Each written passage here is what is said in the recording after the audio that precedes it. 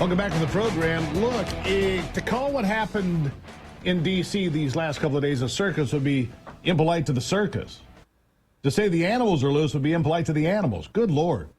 The Pete Hegseth confirmation hearing was so far off the rails.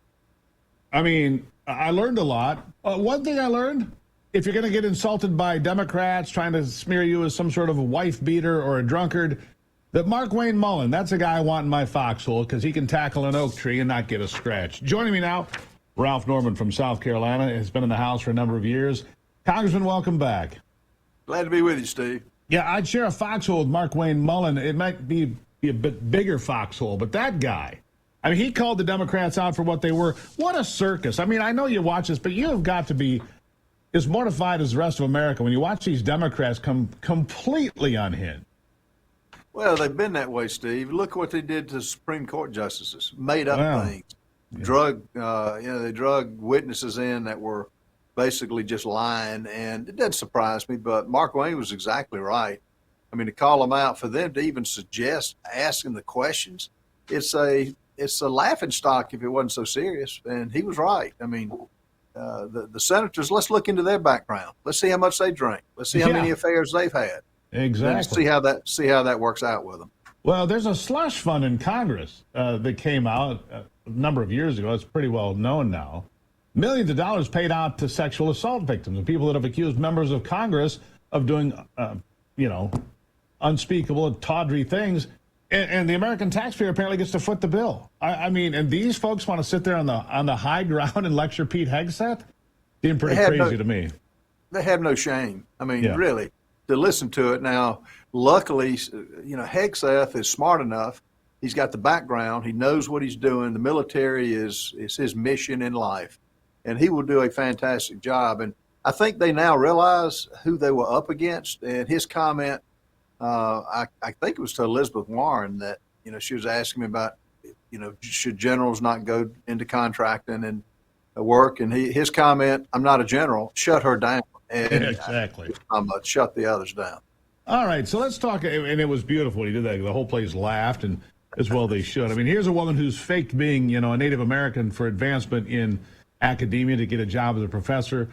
You've got these other folks that have done all these different things. Tim Kaine looked like he had just come off a 2-week bender, and he's talking about people drinking. Good Lord. He may want to comb his hair. Yeah, you might want to comb your hair. You look like a clown. All right, let's talk about this. In a couple of days here, Donald Trump will be in the Oval Office. The problem with that is that in your House, that'll mean 217 Republicans to 215 Democrats because 3 of your colleagues will be on to bigger and better things, if you will. It's tight. Can the House get things done? I know that you've been a voice out there in the wilderness sometimes, standing by yourself, sometimes because you stand on principle, right? How tough is it going to be for this House to move forward and stay united as a Republican caucus? Well, the old saying, if it were easy, everybody would be doing it. But here's the good news. Here's what we're so blessed to have Donald Trump in office, who he is sitting down with everybody. I was in Mar-a-Lago on Friday. He had a full house then. He had a full house Saturday and Sunday. And he's bringing people together. Everything starts with the conversation. He's got an agenda that he's laid out, and he knows he's on a short time frame, Steve. I know he's got 4 years, but really he's got 12, 13 months because when the midterms hit, people in elected office do strange things to be in office. So I'm optimistic on his main goals. He really wants his debt ceiling, raised so he's not held hostage by Chuck Schumer. He really wants border control. He really wants a military that does its job to protect the country. And I think leading the pack will be those things. Now, he's got to have the offsets to go with it. These stupid EV mandates, the incentives that they gave, the IRS money that was out there, the student loan debacle, all that's got to be repealed. And the Freedom Caucus is coming out with a letter of suggested things to lead off with. And I think Donald Trump will do that. When it comes to national security, and this has been something that has been, it was mocked at first, but it is not something to mock. It is dead serious. I go back to my middle school days. I thought it was the worst thing in the world when Jimmy Carter gave away the Panama Canal for $1 in 1977, I believe it was. It was a foolish thing to have done. We built that big ditch. is more strategically important to the United States than any other country on earth. And now we've let Panama take over, who have basically given all this power to the Chinese. That can't stand. And secondly, Donald Trump wants Greenland, and he should want Greenland. People are like, well, that's ridiculous. Ha, ha, ha. No, this is serious. And by the way, we bought the Virgin Islands from Denmark. We can buy Greenland from Denmark just the same, can't we? We can, and get this. He hasn't even taken the oath of office yet.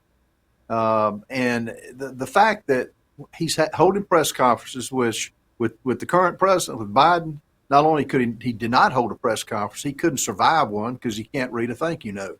But the bottom line is the things that he's proposing, buying Greenland, think about negotiating with him. Think about he went on and put out that if Hamas does not release hostages, all hell will break loose. And he hadn't even taken office yet. That's the kind of leader and that's the kind of man that he backs up what he says. He did the previous 4 years, and he'll do it the next 4 years. So it's going to keep the House together. To answer your question, I think we will get together. I think everybody, we're free spirits over there. We have each and have different constituencies. Some more free than others, I might point out, but go on. Well, you're right there.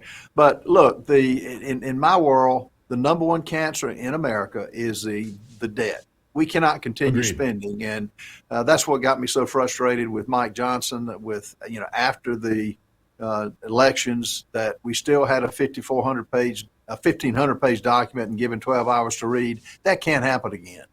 There's no spending that should take place without offsets, and 34 trillion is just not some figment of my imagination. And I'm simply not going to leave that to the younger generation. I've got interns in my office now that are going to be left with a insurmountable debt, grandchildren, children, and we have to. That's the cancer we have to stop. So to that end, we will work for the next 2 years, and then hopefully, with Trump at the helm, we'll get this thing under control and get the country back on the rails that Biden has failed miserably at. He certainly has failed. Although he released a letter now saying that the economy is great, and then all of a sudden the inflation numbers come out.